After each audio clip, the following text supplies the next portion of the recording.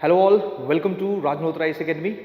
आज हम हमारे सिद्धि सीरीज के लेक्चर में एंशिएंट मिडाइवल कल्चर का सेकंड एस्पेक्ट डिस्कस करेंगे।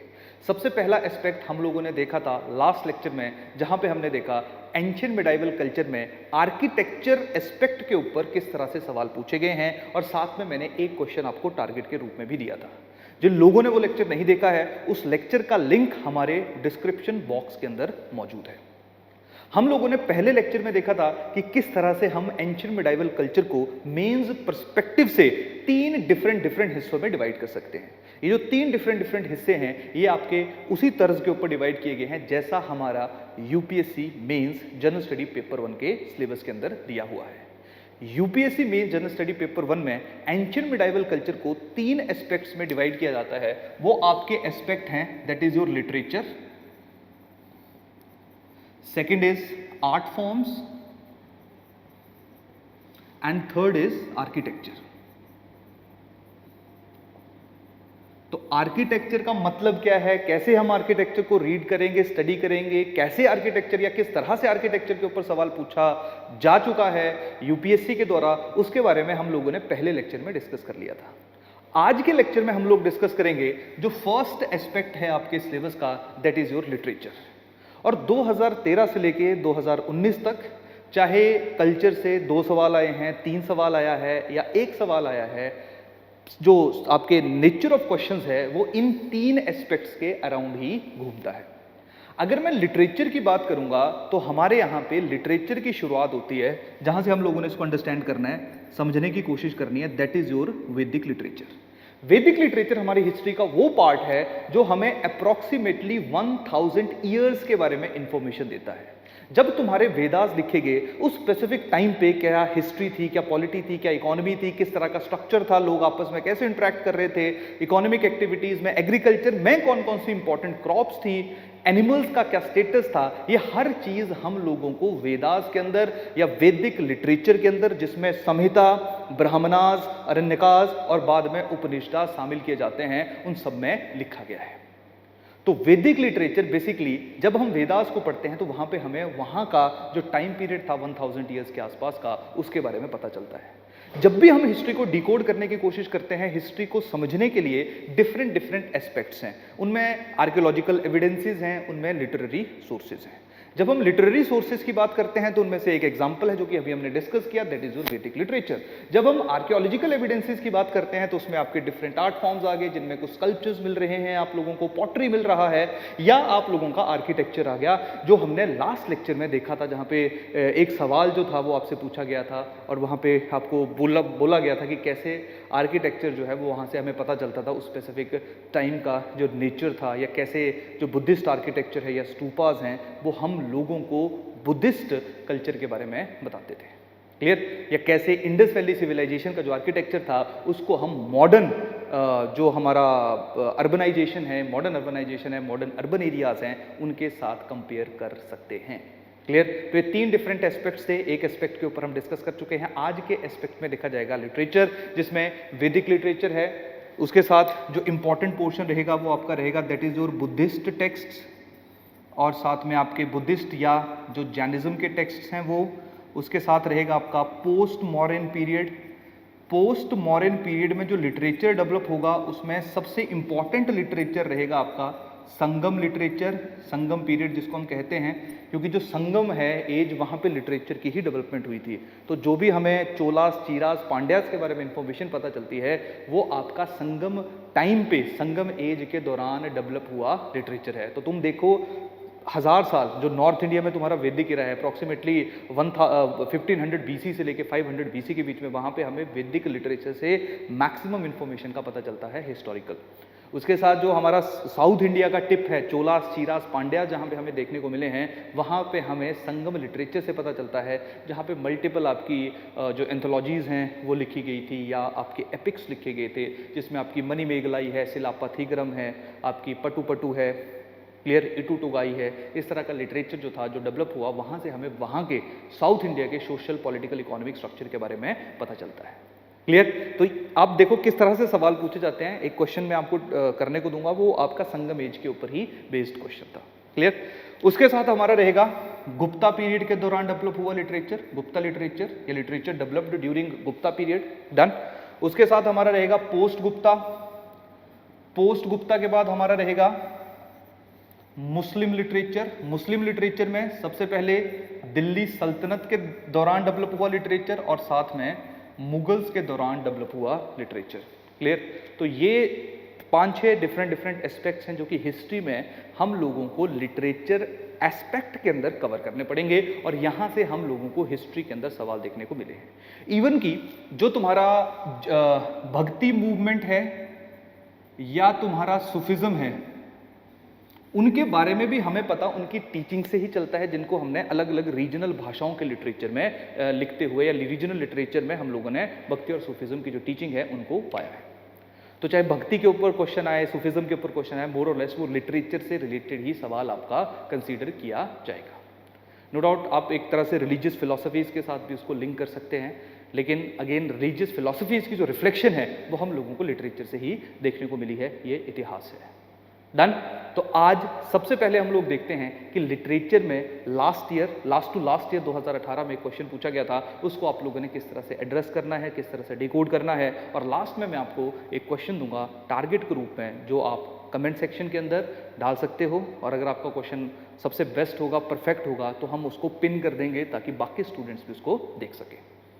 तो चलिए सबसे पहले देखते हैं कि क्या क्वेश्चन, क्या सवाल जो था वो आपका पूछा गया था लिटरेचर के ऊपर।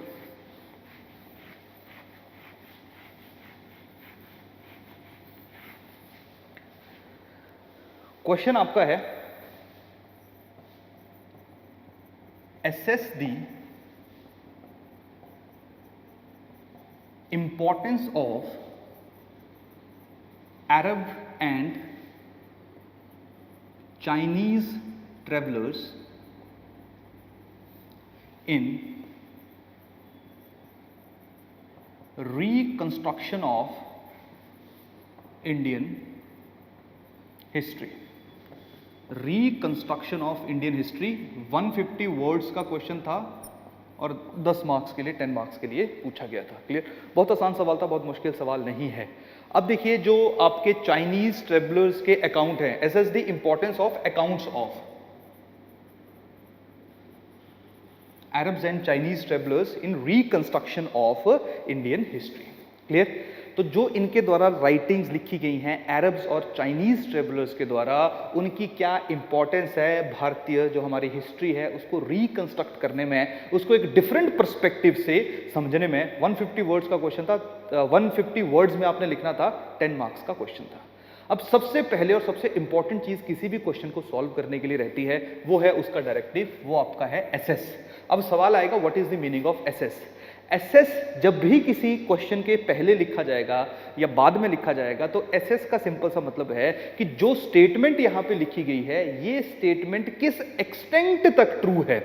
क्या आपको ऐसा लगता है कि जो स्टेटमेंट लिखी गई है 100% ट्रू है, तो आपने इस स्टेटमेंट को एसेस करना है अपने आर्गुमेंट्स देके कि हाँ ये स्टेटमेंट 100% ट्रू है। और जब आप एसेस को कंक्लूड करोगे, तब आपको ये देना पड़ेगा कि आप इस स्टेटमेंट से किस हद तक एग्री करते हो।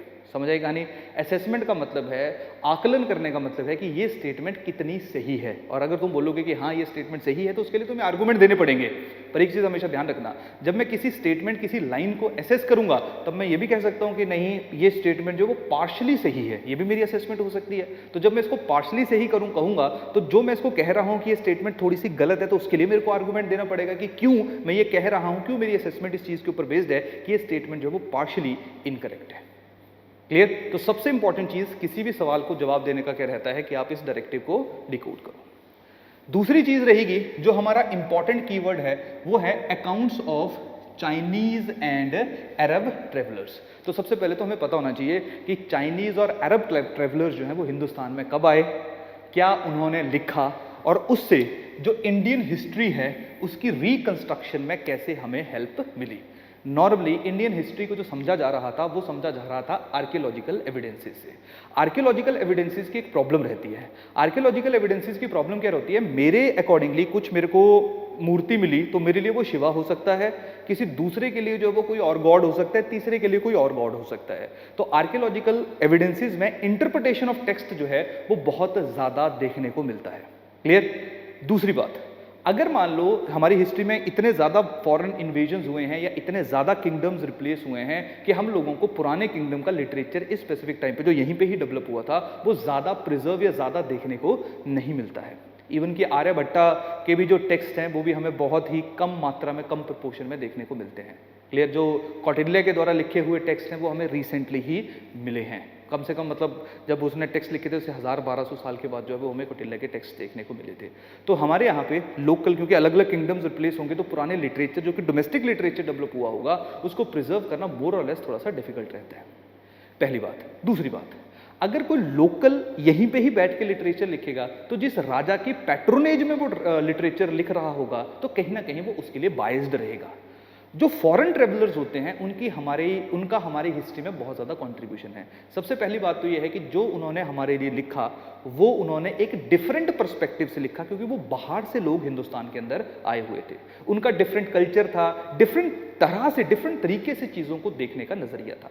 तो जब वो इंडिया में आके इंडिया के सोसाइटी, पॉलिटी, इकोनॉमी को देखेंगे तो वो एक डिफरेंट पर्सपेक्टिव से देखेंगे। तो कहीं ना कहीं वो हमारी हिस्ट्री जो कि पहले हम आर्कियोलॉजिकल सोर्सेज से या जो हमारे डोमेस्टिक लिटरेचर था उससे समझने की कोशिश कर रहे थे, जब हम लोगों को इन ट्रेवलर्स के बारे में पता चला या इन ट्रेवलर्स की राइटिंग मिली तब हम लोगों ने एक डिफरेंट पर्सपेक्टिव से हिंदुस्तानी इंडियन हिस्ट्री को समझना शुरू किया। क्लियर? तो फॉरेन ट्रेवलर्स इन जनरल हमारी हिस्ट्री को रिकंस्ट्रक्ट करने में, हमारी हिस्ट्री की वाइडर इंटरप्रिटेशन में इनका बहुत ज़्यादा कंट्रीब्यूशन है, इनको हम बहुत ज़्यादा श्रेय दे सकते हैं। पर हमारा क्वेश्चन जो है वो हमारे यहाँ पे फॉरेन ट्रेवलर्स तब आएंगे जब फॉरेन इन्वेजन्स होंगे। मोर और less Chinese traveller different perspective से आए थे। क्लियर? चाहे वो पोर्चुगीज आएंगे तो पोर्चुगीज ट्रेवलर्स भी यहाँ पे रहेंगे, ब्रिटिश ट्रेवलर्स भी यहाँ पे आएंगे, अरब ट्रेवलर्स भी यहाँ पे आएंगे। क्लियर? चाइनीज ट्रेवलर्स यहाँ पे आएंगे अपने धर्म को समझने के लिए, क्योंकि हम लोगों ने देखा था या आप लोगों को हिस्ट्री में पता होगा कि कैसे बुद्धिज्म जो था वो दुनिया के हर एक कोने में स्प्रेड हो चुका था। तो जब चाइनीज में वहाँ का या जो हमारे टेक्स्ट थे, जो बुद्धिस्ट टेक्स्ट थे जो कि मेनली पाली लैंग्वेज में लिखे गए थे, उनको जब वहाँ पे कन्वर्ट किया जाएगा तो वहाँ के कुछ मॉन्क्स जो हैं वो कम से कम 1000 साल के बाद इंडिया वापस आएंगे ओरिजिनल टेक्स्ट को ढूंढते ढूंढते। मेनली जो टेक्स्ट था वो आप लोगों ने सुना होगा विनय पिता का बुद्धिस्ट टेक्स्ट था। क्लियर? उस टेक्स्ट को ढूंढते हुए हमारे यहाँ पे जो वो चाइनीज ट्रेवलर्स आएंगे। इसके अलावा जो बाकी ट्रेवलर्स आए थे वो तब आए थे जब फॉरेन इन्वेजन्स होंगे, उनके साथ जो वो, जैसे फॉर एग्जांपल आपके अरब इन्वेजन होंगे हिंदुस्तान के अंदर, तो जब फॉरेन इन्वेजन्स हो रहे हैं, इस्लाम यहाँ पे आएगा, तो साथ में फॉरेन ट्रेवलर्स, अरब ट्रेवलर्स भी इंडिया के अंदर आएंगे। जब वो यहाँ पे आएंगे तो इंडिया के बारे में लिखेंगे, यहाँ की सोसाइटी के बारे में लिखेंगे, यहाँ पे की पॉलिटिकल कंडीशंस के बारे में लिखेंगे, यहाँ की इकोनॉमिक कंडीशन के बारे में लिखेंगे। तो वहाँ से हमें हिस्ट्री को रिकंस्ट्रक्ट, हिस्ट्री को अंडरस्टैंड करना कंपेरेटिवली आसान हो जाएगा, एक आपका बाहरी पर्सपेक्टिव से, एक डिफरेंट पर्सपेक्टिव से, क्योंकि लोग बाहर से आ रहे हैं। क्लियर? आई होप क्वेश्चन आपका डिकंस्ट्रक्ट हो गया होगा। अब इसको कंस्ट्रक्ट करो, लिखो। अब देखिए, जब हम इंट्रोडक्शन लिखेंगे तो इंट्रोडक्शन जो है वो आप लोग लिख सकते हो कि क्या कंट्रीब्यूशन रहा है फॉरेन ट्रेवलर्स का in general and Arab and Chinese travellers का in specific in reconstruction of Indian history. तो जैसा मैंने आपको बताया कि ये जो फॉरेन ट्रेवलर्स हैं, सबसे बड़ी बात है इनके अकाउंट से अपने साथ वापस लेके चले जाते हैं, तो कहीं ना कहीं जो हमारे यहाँ के बारे में उन्होंने लिखा होता है इनके पास प्रिजर्व रहता है। दूसरा सबसे इंपॉर्टेंट इनका रेलेवेंस ये रहता है कि डिफरेंट पर्सपेक्टिव से, डिफरेंट ओरिएंटेशन से यहाँ पे आके हमारी हिस्ट्री, हमारी उस ज़माने की पॉलिटी, इकोनॉमी और जो हमारी जोग्राफिकल कंडीशंस हैं, जो हमारे यहाँ पे राजा रूल कर रहा है, उनको अंडरस्टैंड करने की कोशिश करते हैं। तो मोर और लेस इनका न्यूट्रल पर्सपेक्टिव हो भी सकता है और नहीं भी हो सकता है। असेसमेंट में हमारा काम यही रहेगा। तो जो इंट्रोडक्शन आएगी तो इंट्रोडक्शन में आप ये इंट्रोड्यूस कर सकते हो कि कौन कौन से अरब एंड चाइनीज ट्रेवलर्स यहाँ पे आए, सिंपल इंट्रोडक्शन है।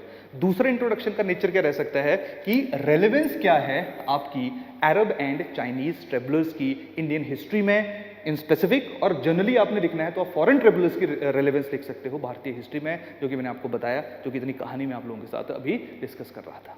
क्लियर? बहुत लंबी इंट्रोडक्शन लिखने की जरूरत नहीं है, क्योंकि आपके जो नंबर ऑफ वर्ड्स हैं वो सिर्फ कितने हैं, 150 वर्ड्स। तो 3 या 4 लाइन की इंट्रोडक्शन जो वो आपके लिए सफिशिएंट रहेगी। पहली चीज समझ आया। दूसरी बात, जब हम बॉडी की बात करेंगे तो यहां पे अब हमको अरब और चाइनीज दोनों ट्रेवलर्स के बारे में मेंशन करना पड़ेगा।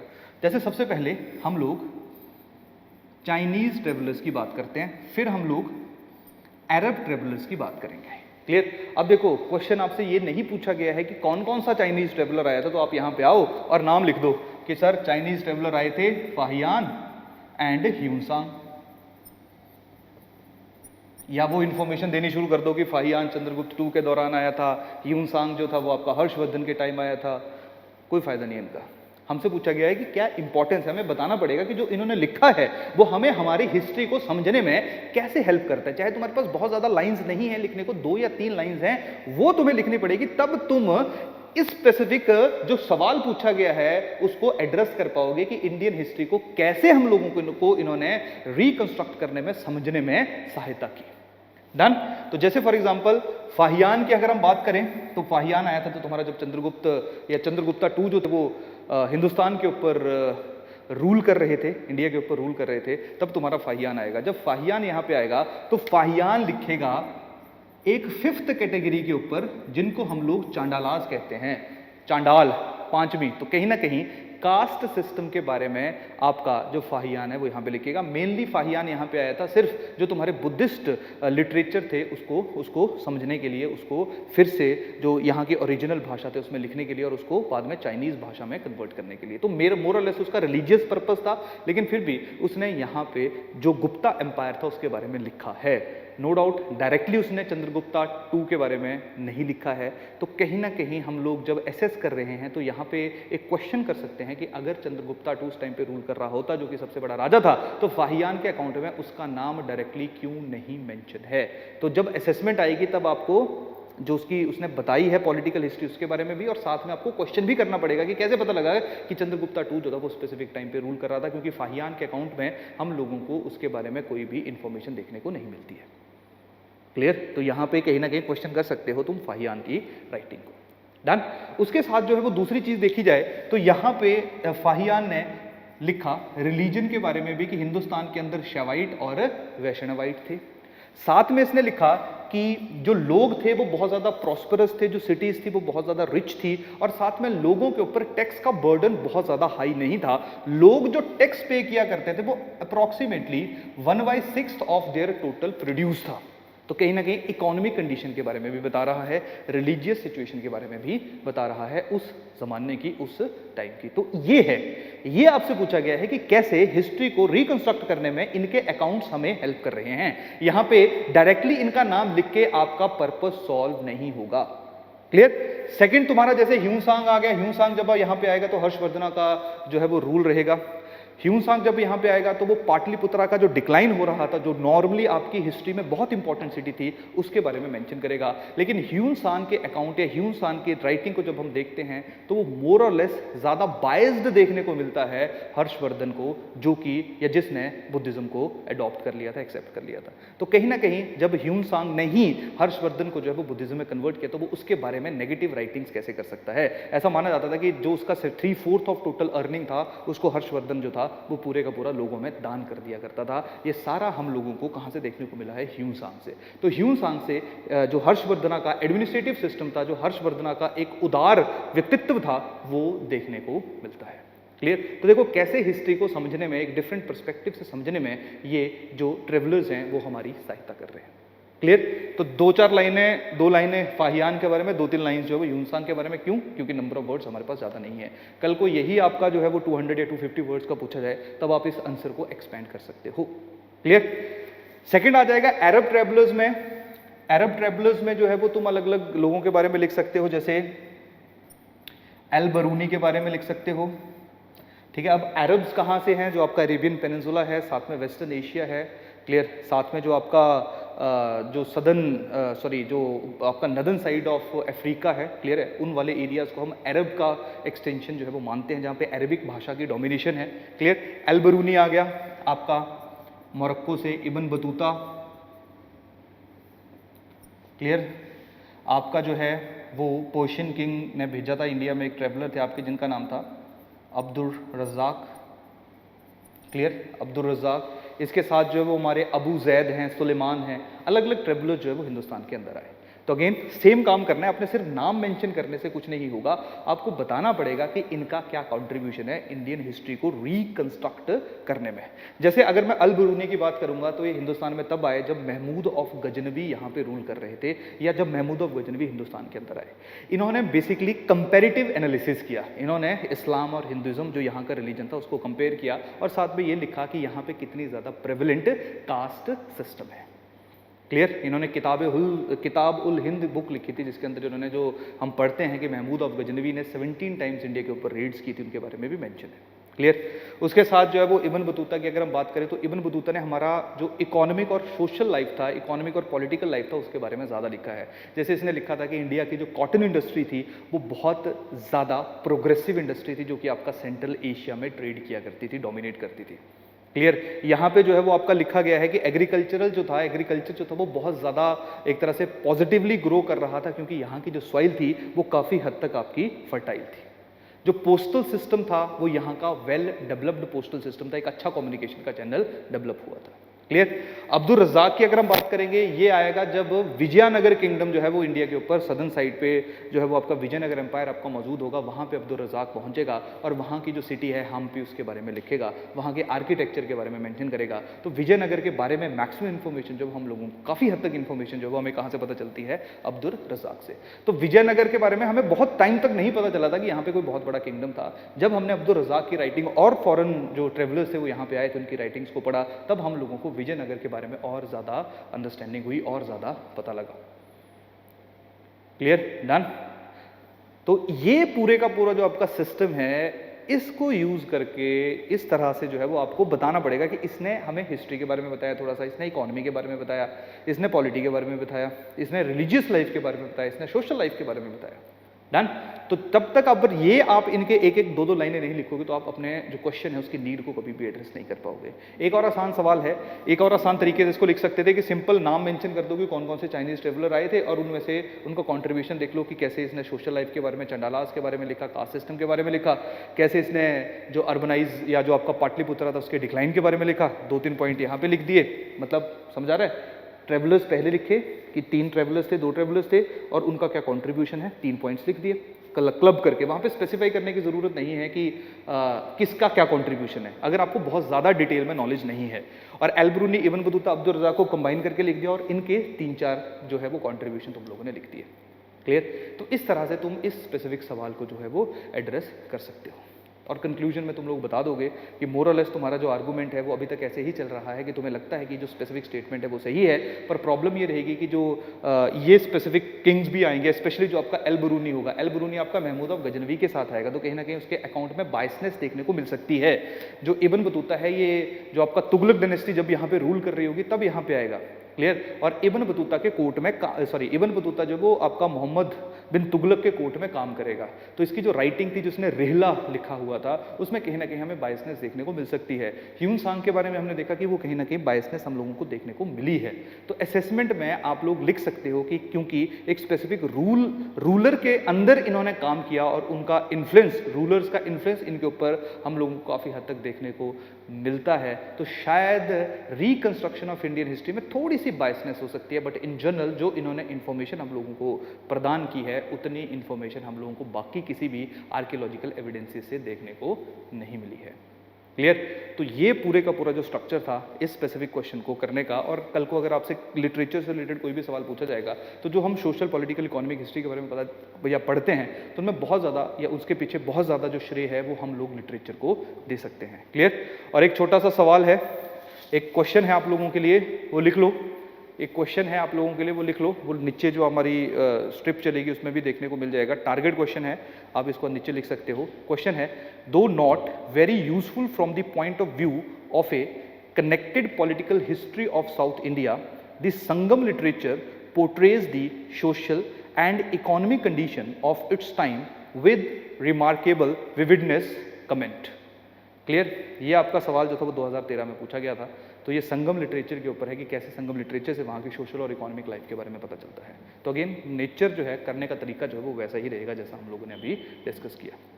तो इसी के साथ जो हमारी सिद्धि सीरीज़ है उसमें सेकेंड लेक्चर को मैं कंक्लूड करता हूँ।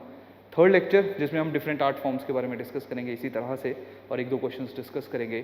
फिर से मिलेंगे नेक्स्ट वीक, तब तक के लिए थैंक यू, धन्यवाद।